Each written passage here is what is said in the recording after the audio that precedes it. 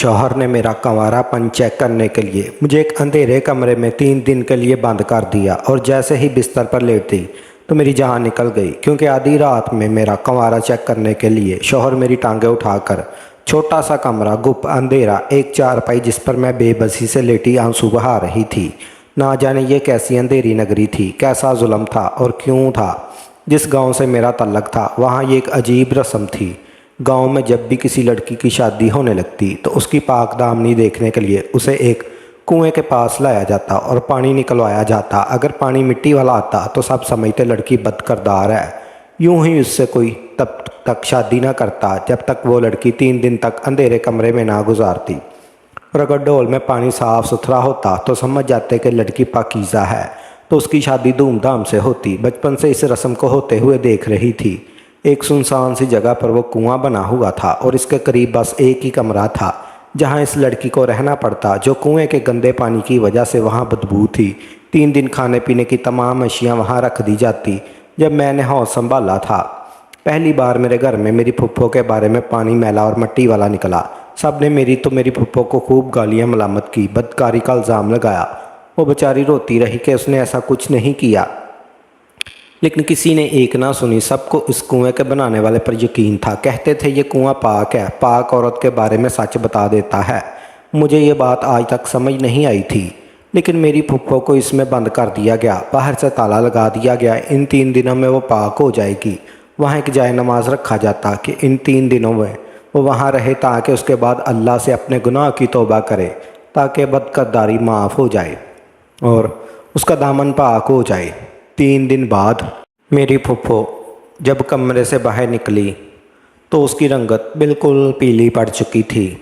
वो तो ठीक से चल भी नहीं पा रही थी, लेकिन जब थी एक लफ्ज़ भी उसकी ज़बान पर नहीं था।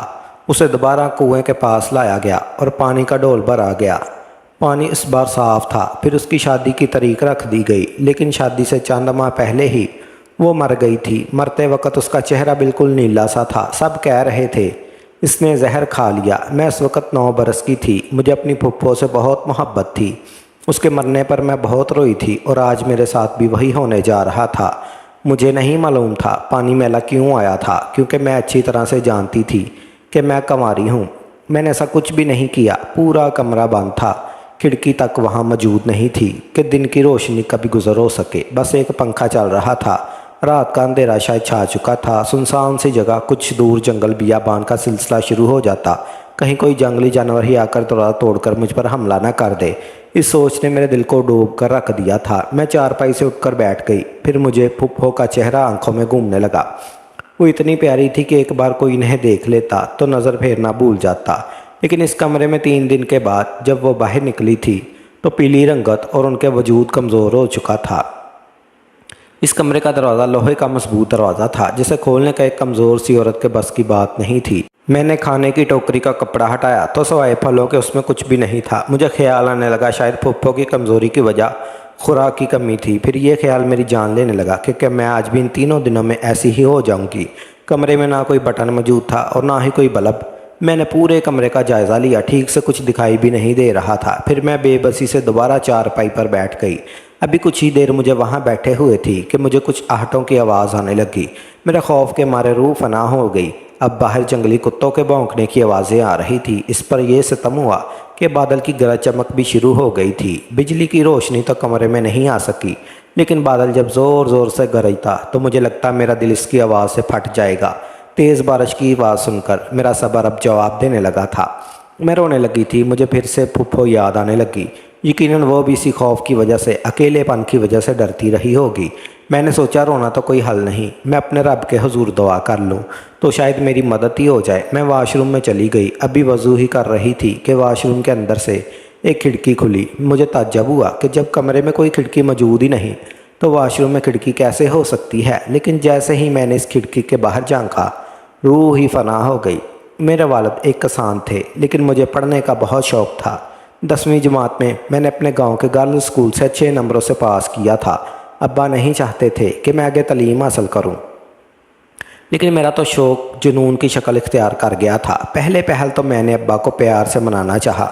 जब वो माने تو میں نے ان سے ناراض ہو گئی، پر کھانا پینا تک چھوڑ دیا۔ مجھے مزید تعلیم حاصل کرنی تھی، لیکن ابا کو یہ خوف تھا کہ انہوں نے سن رکھا تھا کہ لڑکیاں زیادہ پڑھ لکھ جائیں تو اپنی من مانی کر سکتی ہیں۔ میں ماں باپ سے بحث کرتی تھی اس لیے کہ مجھے آگے تعلیم جاری رکھنے کی اجازت دے۔ اس شرط پر ملی کہ میں شادی وہی کروں گی جہاں میرے ابا چاہیں۔ مجھے صرف تعلیم حاصل کرنے کا شوق تھا، اس لیے میں نے ابا کی شرط بخوشی قبول کر لی۔ کیونکہ میں کالج نہیں تھا اس لیے میں شہر کے ہاسٹل میں رہتی تھی۔ 15 دن بعد گاؤں آتی تھی۔ 4 جماعتیں پاس کرتے ہی میں جیسے ہی گاؤں آ گئی، ابا نے میری شادی کا فیصلہ آئین فائن سے کر دیا۔ کہنے لگے سنا ہے 1 ہفتے بعد تمہاری شادی ہے۔ میں نے اپنا وعدہ نبھایا، تمہیں تعلیم دلوا کر تم اب اپنا وعدہ نبھاؤ۔ شادی کے معاملے میں تم سے کوئی سوال نہیں پوچھوں گا، شادی کے معاملے میں تم سے کوئی سوال نہیں پوچھو گی۔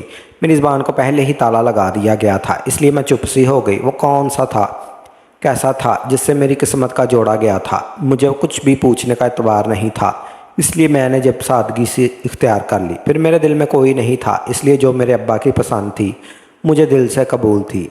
میں جانتی تھی کہ میرے منہ سے نکلا ایک لفظ بھی میرے خاندان کی چم گوئیاں کا سبب بن جائے گا کہ بیٹی نے 4 جماعتیں کیا پڑھی، والدین کے سامنے زبان چلانے لگی۔ اس لیے میں نے کچھ پوچھا ہی نہیں، لیکن ابا کی حالت دیکھ کر مجھے کچھ تشویش سی ہونے لگی تھی۔ وہ گھبرائے ہوئے سے تھے، مجھے دیکھ کر آنکھوں میں نمی بھی تھی۔ انہیں دیکھتی تو اپنی آنکھیں رگڑنے لگتی، بار بار میرے سر پر ہاتھ رکھ کر کہتے اللہ تجھے برے نصیبوں سے بچائے۔ کبھی بے اختیار مجھے اپنے ساتھ لگا لیتے۔ شاید میں 4 بھائیوں کے بعد ہوئی تھی اور میرے بعد ان کی کوئی اور بیٹی نہیں تھی، اس لیے زیادہ اداس ہو رہے تھے۔ جیسے جیسے میری شادی کے دن قریب آنے لگے میرے ابا کی بدحواسی اور بڑھنے لگی تھی۔ وجہ کیا تھی میں نہیں جانتی تھی، لیکن شادی سے 2 دن پہلے میری ماں کمرے میں آئی۔ جو سوال انہوں نے مجھ سے پوچھا میں سن کر سرجدہ رہ گئی۔ اماں کہنے لگی کہ سنا ہے کل تمہیں پاک کنویں میں لے کر جانا ہے۔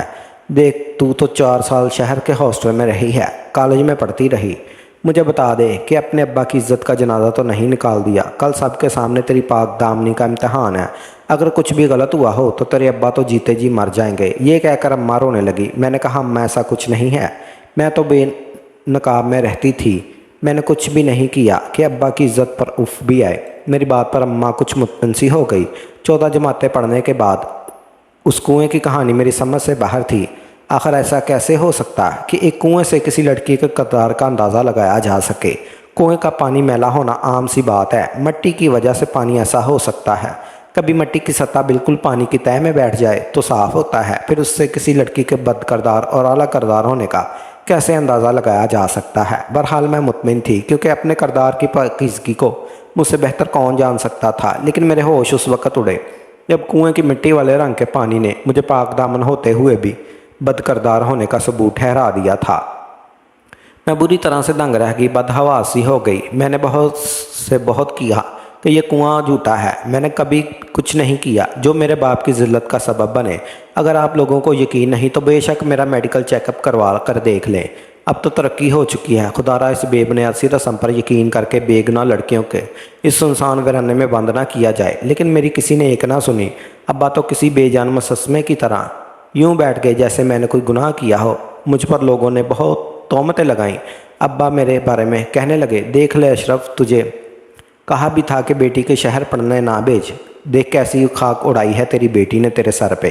میں ابا کے سامنے بیٹھ کر روتی رہی، بلبلاتی رہی کہ ابا میں نے ایسا کچھ نہیں کیا، بے شک میرا میڈیکل کرا لے۔ لیکن سب لوگوں کو اس کنویں کی سچائی پر یقین تھا جس کے جھوٹے ہونے کے میں قسم کھا سکتی تھی، بھلا اپنے کردار کے بارے میں مجھ سے بہتر اور کون جان سکتا تھا۔ میں کمرے میں بند ہو گئی۔ واش روم کی کھڑکی پر ایک مردانہ ہاتھ دیکھ کر میری روح فنا ہو گئی۔ میں جلدی سے واش روم سے باہر نکلی اور واش روم کا دروازہ بند کر کے کنڈی لگا دی۔ پھر سوچنے لگی کہ یہ کیا ماجرا ہے۔ ایک سنسان بیابان جگہ پر ایک واحد کمرہ ہی تھا، آگے پیچھے کچھ بھی نہیں تھا۔ پھر جب کمرے میں کوئی کھڑکی ہی موجود نہیں تھی اور بظاہر دیکھنے پر واش روم میں بھی کوئی کھڑکی نظر نہیں آتی تھی، پھر یہ کھڑکی کہاں سے آ گئی اور ایک مردانہ ہاتھ؟ کچھ ہی دیر بعد جب واش روم کے اندر سے دروازے پر دستک ہوئی تو میرا کلیجہ پھٹ جانے کو تھا۔ میں اس قدر خوف زیادہ تھی کہ جیسے خوف کے مارے ہی میں مر جاؤں گی۔ واش روم کا دروازہ بھی لوہے کا تھا، بہت زور شور سے دھڑکایا گیا، لیکن میں خوف کے مارے ایک کونے میں چھپ کر بیٹھ گئی۔ دروازہ نہیں کھولا، کسی کی آواز سنائی نہیں دی تھی، بس دروازہ ہی کھٹکھٹا رہا تھا۔ پھر کچھ دیر بعد خاموشی ہو گئی، نہ جانے روتے کب میری آنکھ لگ گئی۔ صبح اٹھ کر جب میں رات کا خیال آتا تو مجھے ڈر لگنے لگتا۔ پورا دن میں خوف کی حالت میں گزارا تھا۔ بھوک کی وجہ سے جب میں بے حال ہونے لگی تو میں نے کمرے میں موجود پھل کھانے شروع کر دیے۔ رات کو پھر سے وہ دروازہ بجنے لگا، لیکن میں نے دروازہ نہیں کھولا۔ اس سے اگلی صبح میں یہ سوچ چکی تھی کہ واش روم کا اچھے سے جائزہ لوں گی۔ میں نے دن میں واش روم کا جائزہ لیا، جہاں سے کھڑکی کھلی تھی وہ دن میں دیکھنے میں دیوار جیسی ہی تھی۔ میں نے جب اس پر ہاتھ پھیرا تو وہ صرف دیکھنے میں دیوار جیسی تھی، لیکن وہ جگہ لکڑی کی بنی ہوئی تھی۔ میں نے اسے باہر کی جانب دھکیلنا شروع کیا، کچھ زور لگانے پر وہ کھڑکی کھل گئی۔ میں نے اندر جھانک کر دیکھا تو ایک پتلی سی بند گلی تھی جس کی چھت بند تھی اور گلی میں بھی اندھیرا سا تھا۔ مجھے خوف تو بہت محسوس ہو رہا تھا، لیکن میں اس کھڑکی کے ذریعے سے اس گلی میں اتر گئی۔ مجھے امید سی ہوئی کہ شاید میں یہاں سے نکل سکوں۔ وہ گلی اتنی تنگ تھی کہ صرف 2 افراد بامشکل گزر سکتے تھے۔ میں ڈرتے ڈرتے آگے بڑھنے لگی۔ جیسے ہی میں آگے بڑھ رہی تھی اس گلی میں روشنی سی ہونے لگی۔ گلی کی چھت پر گول سوراخ موجود تھا جس سے سورج کی روشنی اندر داخل ہو رہی تھی۔ میں چلتی جا رہی تھی، سامنے ایک دیوار تھی جس سے راستہ بند ہو چکا تھا۔ چل چل کر میں تھک چکی تھی، راستہ لمبا کافی تھا۔ سامنے دیوار دیکھ کر میرا جی چاہا پھوٹ پھوٹ کر رو دوں۔ میری ساری محنت رایا گئی، لیکن جیسے ہی میری نظر اوپر کی جانب پڑی میرا دل خوشی سے جھوم اٹھا۔ اوپر ایک لوہے کا ڈھکن تھا جسے عموماً سڑکوں پر گڑھا بنا ہوتا ہے، وہاں پائپ کے ذریعے اوپر چڑھی اور وہ لوہے کا ڈھکن باہر کو جانب دھکیلا۔ جب میں باہر نکلی تو سامنے جو شخص نظر آیا اسے دیکھ کر تو میں دنگ سی رہ گئی، کیونکہ وہ ہمارے گاؤں کا چودھری تھا۔ وہ بہت رحم دل شخص تھا، گاؤں والوں کی مدد کرتا، یہاں تک کہ گاؤں والوں کے گھر جا کر ضرورت مند لوگوں کو چپکے سے پیسے بھی دیتا۔ کسی لڑکی کی شادی ہوتی تو وہ خرچہ اپنے ذمہ لیتا، کہتا تھا یہ سب میری بیٹیاں ہیں، اس لیے گاؤں کی کوئی بھی لڑکی اس سے پردہ نہیں کرتی، کیونکہ وہ ہمارے باپ کی عمر سے بھی بڑا تھا، پر ہمارے سروں پر باپ کی طرح پیار دیتا۔ پورے گاؤں میں اس کی بہت عزت تھی۔ ان کے بڑے سے محل میں کئی بار بھی جا چکی تھی۔ ان کی بیٹی میری ہی ہم جماعت تھی اور میرے ساتھ ہی ہاسٹل میں رہتی تھی، لیکن وہ امیر تھی، اس لیے ہاسٹل میں اس کا کمرہ اس کے معیار کے مطابق تھا۔ میں ایک غریب کسان کی بیٹی تھی، اس لیے ایک چھوٹے سے مناسب کرائے کے کمرے میں رہتی تھی، لیکن اس لڑکی میں غرور بالکل نہیں تھا۔ جب بھی مجھے گاؤں جانا ہوتا تب وہ مجھے اپنی گاڑی میں بیٹھا کر گاؤں جانے لگتی تو مجھ سے کہتی، سنا ساتھ ہی چلو، گاؤں پہنچ کر میں تمہیں تمہارے گھر تک پہنچا دوں گی، لیکن میں منع کر دیتی کہ مجھے ابا لینے آئیں گے، انہی کے ساتھ جاؤں گی۔ میری بات سن کر وہ چودھری صاحب کہتے کہ بیٹا تم میرے ساتھ چلو، میں اشرف سے کہہ دوں گا کہ تم میرے ساتھ آئی ہو۔ وہ اپنی گاڑی میں ڈرائیور کے ساتھ خود اپنی بیٹی کو لینے آتے تھے۔ میں ان کی گاڑی میں بیٹھ جاتی، وہ مجھے گھر تک چھوڑ دیتے اور میرے والد کو کہتے کہ یہ میرے ساتھ آئی ہے۔ میرے ابا ان کا شکریہ ادا کرتے نہ تھکتے تھے۔ کئی بار پڑھائی کے سلسلے میں اپنے ابا کے ساتھ اس چودھری صاحب کے محل بھی گئی تھی۔ ان کی بیٹی میری ہم جماعت تھی تو اکثر کبھی مجھے پوچھنا ہوتا تو میں ابا کے ساتھ چلی جاتی۔ آج وہ لوہے کا ڈھکن اٹھا کر ان کا محل کا پچھلا حصہ دیکھ کر میرا دل خوشی سے باغ باغ ہوا تھا۔ میں اپنے مسیحا کے پاس پہنچ گئی تھی، یقیناً وہ میری ضرور مدد کریں گے، اس قدر وہ نرم خوشگوار تھے، میری بات کو سمجھنے کی کوشش کریں گے۔ اس سے پہلے کہ میں بھاگ کر اگلے حصے میں جاتی، ایک دم میرے پاؤں وہیں جم گئے۔ میرے دماغ نے مجھے بر وقت روکا تھا، اگر یہی میرا مسیحا ہے تو اس کے کمرے کا راستہ ان کے گھر تک اس طرح پہنچ رہا ہے۔ جس کمرے کو ایک سنسان کی جگہ بنایا گیا تھا، وہاں پچھلے حصے میں باغ سا بنا ہوا تھا، اونچے اونچے درخت لگے ہوئے تھے۔ میں وہاں موجود درختوں کی آڑ میں چھپ گئی۔ میری چھٹی حص نے مجھے خطرے کی گھنٹی سنائی تھی۔ رات تک میں وہیں بیٹھی رہی۔ رات کو جب اندھیرا ہو گیا تو وہی چودھری وہاں اپنے 2 ملازموں کے ساتھ اس لوہے کے ڈھکن کے پاس کھڑا تھا۔ اس کا چہرہ ہر قسم کی نرمی سے عاری تھا۔ اپنے غلام سے کہنے لگا، آج اگر وہ لڑکی دروازہ نہ کھولے تو دروازہ توڑ دینا۔ یہ سن کر تو میرے ہوش ہی اڑ گئے۔ انسانی روپ میں وہ کسی درندے سے کم نہیں تھا۔ اب میرا دل گھبرا رہا تھا کہ مجھے کمرے میں نہ پا کر وہ سمجھ جائے گا کہ میں اس کے گھر پر ہوں۔ اگر اس نے مجھے ڈھونڈ لیا تو میں زندہ نہیں چھوڑے گا۔ مجھے گھر سے نکالنا تھا، مگر کیسے؟ وہ چودھری یہ کہہ کر جا چکا تھا۔ میں درخت پر چڑھ کر دوسری جانب بغیر کچھ سوچے سمجھے کود گئی۔ دوسری جانب نرم گیلی مٹی کا ڈھیر تھا، اس لیے مجھے چوٹ نہیں آئی۔ میں اندھا دھند بھاگ رہی تھی۔ میں نہیں جانتی تھی کہ میرا انجام کیا ہوگا، لیکن مجھے بس اپنی عزت بچانی تھی۔ گاؤں والوں کے سامنے اس پاک کنویں کی اصلیت کھولنی تھی جس سے لوگوں کے عقیدے غلط جان کر پختہ ہو رہے تھے۔ میری پھپھو کے ساتھ کیا کچھ بیت چکا تھا، اب یہ راز مجھ پر کھل گیا تھا۔ وہ کیوں مر گئی تھی؟ یقیناً زہر کھا کر اپنی جان اس لیے دے دی تھی۔ میں بھی اپنی پھپھو جیسی تھی، میں بہت خوبصورت تھی، لیکن میرے دل میں اس چودھری کا بہت احترام تھا۔ باپ جیسا احترام کرتی تھی، اس لیے اس کے غلیظ ارادوں کو بھنک بھی مجھ تک نہ پڑ سکی۔ یہ سارا کھیل اسی چودھری کا رچایا ہوا تھا۔ وہ ایک پانی کے کنویں سے بولے بالے گاؤں والوں کو بیوقوف بنا رہا تھا۔ جو دن میں گاؤں کے لوگوں کو سامنے ان کا ہمدرد بن کر ان کے گھروں میں جاتا تاکہ ان کی لڑکیوں کو دیکھ سکے، میں ان میں سے تھی جو اچھی لگتی۔ اس کنویں کے ذریعے بد کردار ثابت کر کے کمرے میں بند کر کے ان سے اپنا غلیظ ارادے پورے کرنا تھا۔ مجھے معلوم تھا کہ میں جس جانب بھاگ رہی ہوں اس کی منزل کیا ہے، وہاں کس جس پر ختم ہوگا، لیکن میں بھاگ بھاگ کر ہانپنے لگی تھی۔ اچانک سے ایک جیپ کے سامنے تیز سے روشنی میرے منہ پر پڑی تو میری آنکھیں دھندلا سی گئیں۔ میں بھاگ بھاگ کر اب نڈال سی ہونے لگی تھی۔ وہ جیپ جیسے ہی میرے سامنے رکی تو میں گر کر ہوش کی دنیا سے غافل ہو گئی تھی۔ جب مجھے ہوش آیا تو میں ایک ہاسپٹل میں تھی۔ جو شخص میرے سامنے کھڑا تھا اسے دیکھ کر میرے خوف کے مارے جان ہی نکل گئی تھی۔ میں رو رہی تھی، روتے روتے میری ہچکی بند ہو گئی تھی۔ میں ساری کوشش بیکار ہو چکی تھی۔ سامنے اسی چودھری کا نوجوان بیٹا موجود تھا، وہی مجھے ہاسپٹل میں لایا تھا۔ میں اسی کی جیپ سے ٹکرائی ہوئی بچی تھی۔ مجھے پتا تھا میں جس اذیت سے بچ کر بھاگی تھی اسی میں جا کر پھنس جاؤں گی۔ وہ نوجوان میرے پاس آیا تو میں سہم کر پیچھے ہٹ گئی۔ مجھ سے کہنے لگا، کون ہو تم؟ وہ مجھے پہچاننے کی کوشش کر رہا تھا۔ میں کئی بار اس کے گھر اس کی بہن کے پاس جا چکی تھی۔ سرسری سا تو وہ مجھ سے دیکھ ہی چکا تھا۔ مجھے یہ خوف ہوا کہ کہیں مجھے پہچان ہی نہ لے، بس اس لیے میں نے اس سے اپنا چہرہ چھپا لیا۔ لیکن میری بری قسمت کہ وہ مجھے پہچان چکا تھا۔ وہ مجھ سے میرے بھاگنے اور رونے کی وجہ پوچھنے لگا۔ میں اسے کیا بتاتی؟ اگر سچ بتا بھی دیتی تب بھی میری بات پر کبھی بھی وہ یقین نہیں کرتا، اور وہ تو اسی کا بیٹا تھا۔ بھلا میری بات سن کر اپنے باپ کو کیوں غلط سمجھتا؟ وہ مجھ سے کہنے لگا، اگر میں نے اسے سچ نہیں بتایا تو وہ مجھے پولیس کے حوالے کر دے گا۔ میں پہلے ہی ڈری سہمی ہوئی تھی۔ اس کی بات سن کر اور بھی حواس باختہ ہو گئی۔ میں نے سوچا کہ موت تو ویسے بھی میرے چاروں طرف منڈلا رہی ہے، تو بہتر ہے سچ کہہ کر مر جاؤں۔ میرے ذہن میں آنے لگا کہ پھپھو نے بھی اسی لیے زہر کھایا ہوگا، کیونکہ جانتی تھی کہ اس راستے کی کوئی راہ نہیں ہے۔ میں نے اس نوجوان کو ساری سچائی بتا دی۔ اپنے باپ کا نام سن کر اس کا چہرہ سرخ ہو گیا۔ اس نے مجھے بازو سے پکڑا اور کھینچتے ہوئے ہسپتال سے باہر اپنی گاڑی میں لے جا کر بٹھا دیا۔ میں جان گئی تھی کہ مجھے اللہ کے سوا کوئی بھی نہیں بچا سکتا۔ وہ بڑی تیزی سے گاڑی چلاتے ہوئے مجھے گاؤں لے جا رہا تھا۔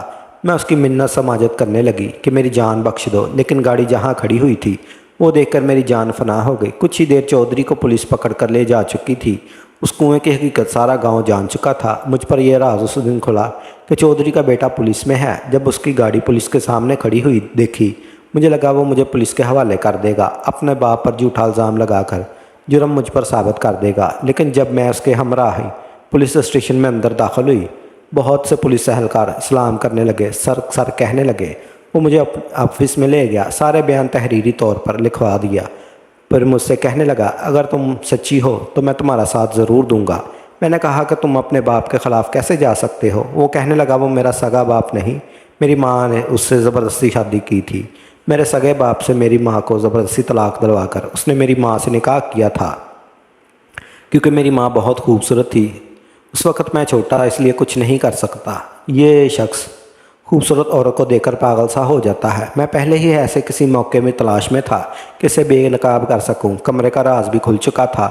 میں آزاد باعزت اپنے باپ کے گھر پر موجود تھی۔ میں نے ہمت نہیں ہاری تھی۔ میں اپنی عزت کو بچانے کی کوشش میں وہ سب کیا جو مجھ سے ہو سکا۔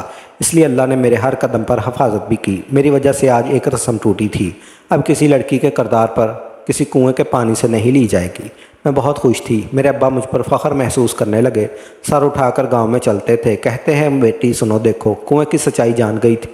بہت سے لوگوں نے اپنی بیٹیوں کو تعلیم دلوانے کا فیصلہ مجھے دیکھ کر لیا۔ یہ میری خوش نصیبی تھی۔ آج کی ویڈیو کہانی آپ کو کیسی لگی کمنٹ کر کے ضرور بتائیے گا، اور ویڈیو اچھی لگی ہو تو ضرور لائک اور شیئر کیجیے گا۔